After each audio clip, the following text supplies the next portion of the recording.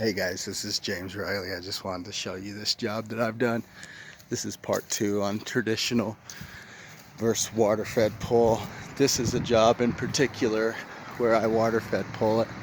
Took me an hour, made 140 bucks. I just used a Tucker hybrid brush. If I would have been better prepared, I would have used a 18-inch bigger brush, just because I would have been able to cover more area, but I was stuck with the little 12-inch. Anyways, just wanted to show you guys this home.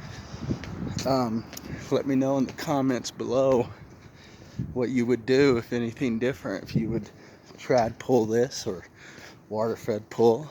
To me, this is a no-brainer. This is a water fed pull job. Back in the day, if I didn't have a water fed pull, this would have been a pain. I probably would have charged an insane amount and not even been able to get the job. That kind of seems to be the case, you know what I mean? Plus, the cool thing about this job is that it wasn't my personal job. There's a good guy here in my state that subs me some work. You know who you are, but you probably don't watch my stuff.